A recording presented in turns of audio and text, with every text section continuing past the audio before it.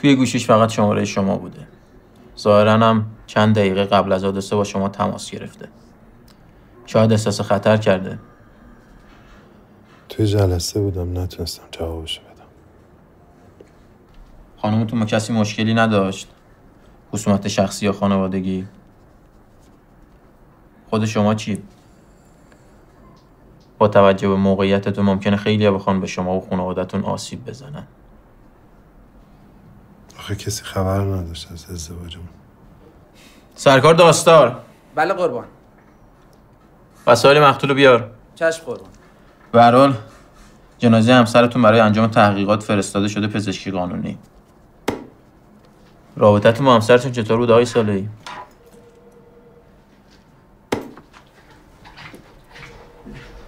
خودتون میدونین که برای تکمیل پرونده سری اطلاعات نیازه. میتونن وسایل همسرتون رو ببرین. فقط یه سری قرص و دارو توی کیف بود که همراه جنازه فرستادیم پزشکی قانونی. ممنون.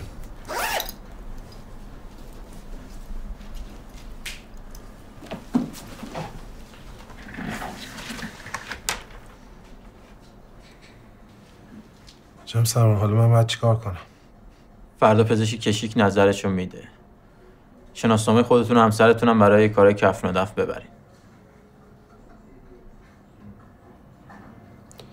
آخه ازدواج ما تو شناسنامه ثبت نشده. پس به خانواده‌اش اطلاع بدین. کسی رو نداشت. بالاخره یه مدرکی با خودتون ببرین.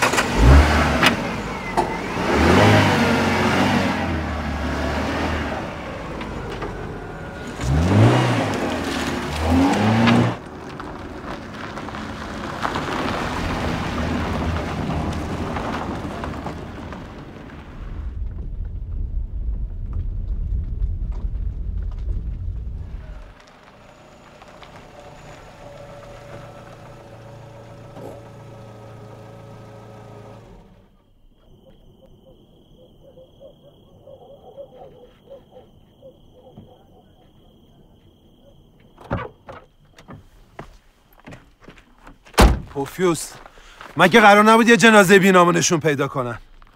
مگه قرار نبود هرچی وسیله همراهشه برداری بیاری؟ پس چرا کیفش دست اوناست؟ نشد که بشه. نشد؟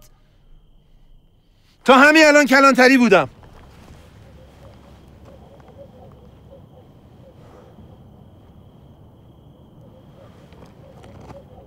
چرا این سگ قفل کردی؟ آقا من قبل از اینکه پرتش کنم پایین باش درگیر شدم، نشد کیفشو بگیرم.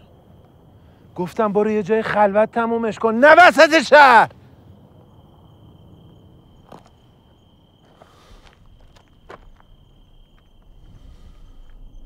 پلیس میگه قبل مرگ احساس خطر کرده. چرت میگن.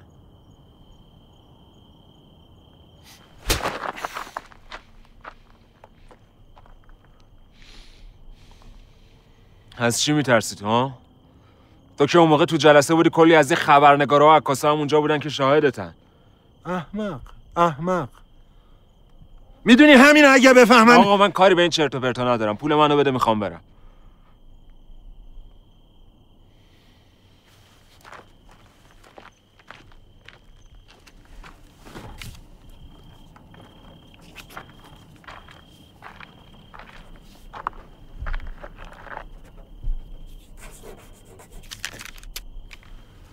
میدونی یه جوری میتونم رو زمین برات دارم که انگار از اولش نبودی. میدونم، خوب میدونم.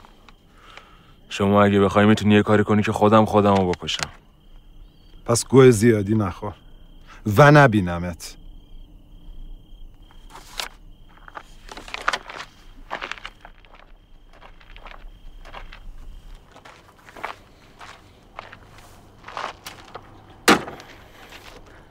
شما عادت داریم به خودتون تخفیف بدید.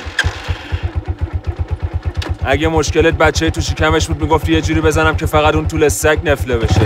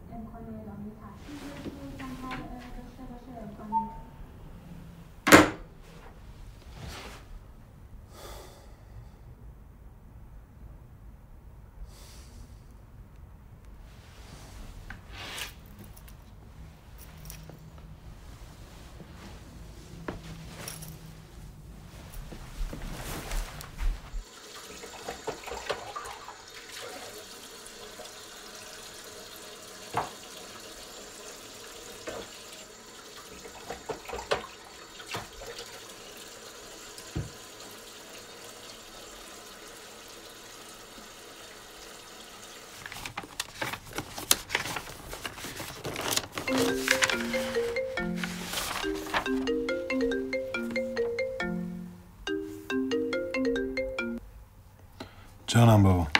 بابا کجایی پس؟ سر کارم. مگه قرار نبود امشب زود بیاد؟ پس چرا قول دادی؟ نتونستم، گرفتار بودم. چند وقت بود از دست این جلسه راحت شده بودیم. کارت کی تمام میشه؟ معلوم نیست. چند ساعتی که مامان منتظره. فکر کنم میخواد آشتی کنه. مامانتون من نبینه خوشحال تره. حالا ناز نکن که میرسی. نمیدونم، میام 1-2 ساعت دیگه. حتما؟ آره. باشه منتظری ما. کاری نداری، خداحافظ.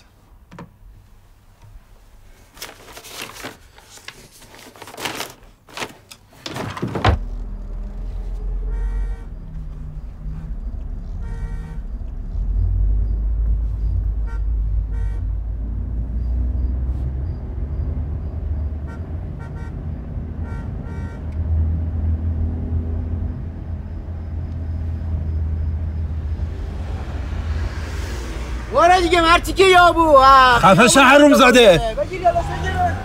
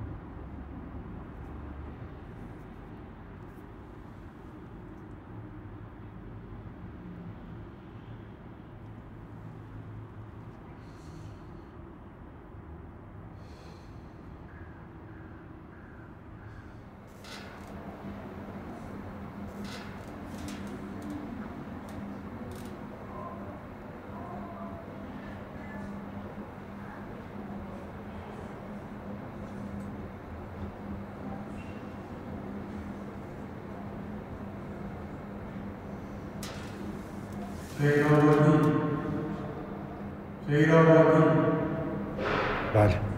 فیش صندوق.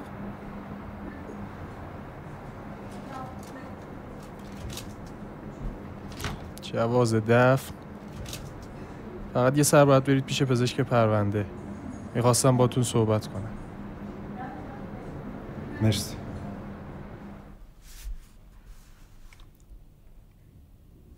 همسرتون بودن؟ بله. متاسفم.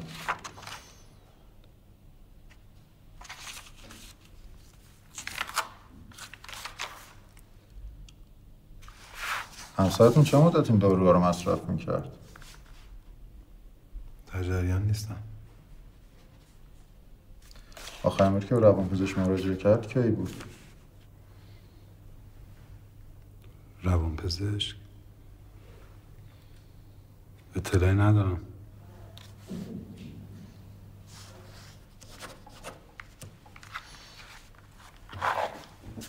ما تو خونه همسرتون مقدار زیادی TCI پیدا کردیم که نشون میده همسرتون افسردگی داشت. شاید علت سقط بچه هم همین داروها بوده. با توجه به وضعیت روانی همسرتون و افسردگی چند روزه‌ای که بعد از سقط وجود داره و اینکه هیچ گونه آثار درگیری و ضرب و شتم روی جسد همسرتون پیدا نشده، قطعاً همسرتون خودکشی کرده. بازم تسلیت میگیرم.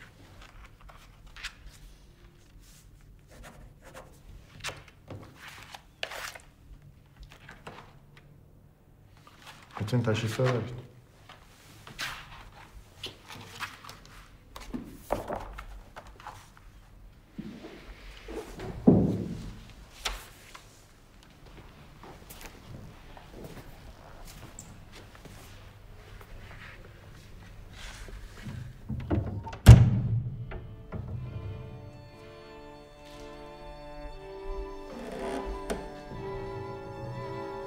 ببخشید.